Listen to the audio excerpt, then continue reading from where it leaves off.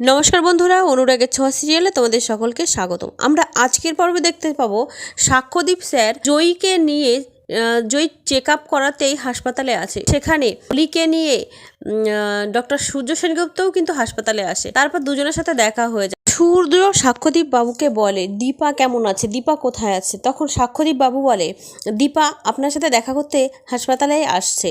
এটা শুনে সোনা খুব রেগে যায় আর বলে, বাবা তুমি ওই মহিলার সাথে একদম কথা বলবে না, তুমি জানো তো ওই মহিলাকে আমি একদম সহ্য করতে পারি না। এটা বলতেই দীপা সেখানে চলে আসে আর দীপাকে দেখে সোনা অনেক অপমান করতে থাকে আর বলে, তুমি কেন এসেছো এখানে? তোমাকে এতবার বলি যে তুমি আমাদের সাথে যোগাযোগ করবে না, তবুও তুমি চলে এসেছো। তোমার মতো মহিলার সাথে আমি কোনো সম্পর্ক রাখতে চাই না।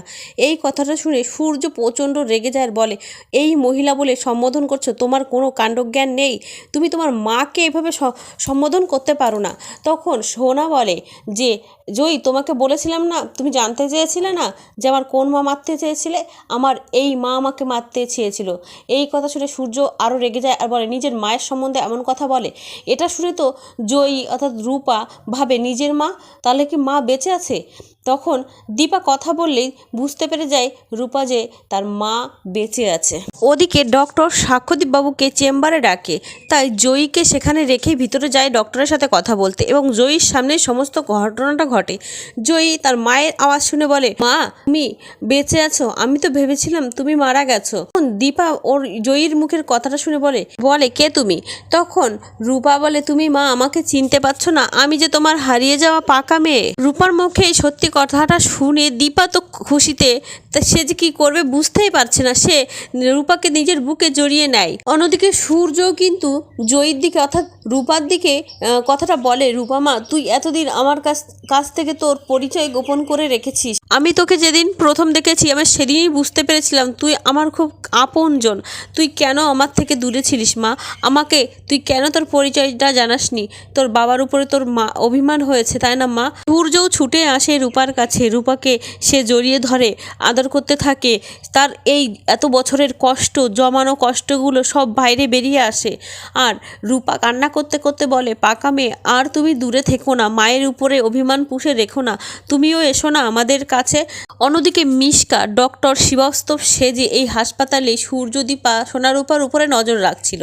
সে আড়াল থেকে সমস্ত ঘটনাটা দেখলো, শুনলো, বুঝলো আর মনে মনে বলে, না তোমাদেরকে আমি কখনোই এক হতে দিতে পারি না, তোমাদেরকে আমি কোনোদিন এক হতে দেব না, আমি আজই তোমাদের একটা ব্যবস্থা করব। ওদিকে সোনা রূপাকে ফিরে পেয়ে তার মান অভিমান সবই কিন্তু গলে গেল। সে তার মায়ের কাছে ছুটে আসলো, তার মা বাবা বোন সকলকে জড়িয়ে ধরে কান্না করতে থাকে। আজ রূপার জন্যই কিন্তু সোনার এই অভিমান ভেঙে গেল তার মায়ের উপর থেকে। তার মাকে সে আবারও নতুন করে পেল। এটা দেখে কিন্তু মিশকা একদম সহ্য করতে পারছে না, তাই সে দূর থেকে বন্দুকের নিশানা করে দীপার দিকে। গুলিটা এসে হাতে লাগে দীপার। দ্বিতীয়বার যখন মিশকা আবারও গুলি করতে যাবে সেটা দেখে ফেলে সূর্য, তাই দীপাকে বাঁচাতে গিয়ে সেই গুলিটা সূর্যের কপাল ঘেঁষে বেরিয়ে যায়। দীপা সূর্য দুজনে সেখানে পড়ে যায়। সোনারূপা দুজনেই মা বাবা বলে চিৎকার করে উঠলে সাক্ষ্যদীপ সেখানে ছুটে আসে। রূপা কান্না করতে করতে তার মাকে জড়িয়ে ধরে আর বলে, মা আমার তো দীর্ঘ এত বছর চোখের দৃষ্টি ছিল না, আজ তোমাকে যখন ফিরে পেলাম তাহলে কি আমি তোমাকে আর কোনোদিন চোখে দেখতে পাবো না মা? মিশকা চেয়েছিল সোনারূপা আর দীপাকে মেরে ফেলতে, কিন্তু সেটা করতে গিয়ে যে সূর্যের এরকম ক্ষতি হবে সেটা বুঝতে পারিনি। আর সোনারূপার দিকে যখন বন্দুকটা তোলে তখনই সেখানে অনেক লোক জড়ো হয়ে যায়, তাই মিশকা সেখান থেকে পালাতে বাধ্য হয়। সোনারূপাকে সে আর প্রাণে মারতে পারল না। সোনারূপা এত বছর পর এক হলেও তারা কি পারবে তার মা বাবাকে আবার ফিরে পেতে, নাকি হারিয়ে ফেলবে চিরদিনের মতো সূর্যদীপাকে? তো বন্ধুরা, সূর্যদীপা কি প্রাণে বাঁচবে? জানতে হলে চ্যানেলটি সাবস্ক্রাইব করে আমাদের পাশে থাকবে। ধন্যবাদ বন্ধুরা।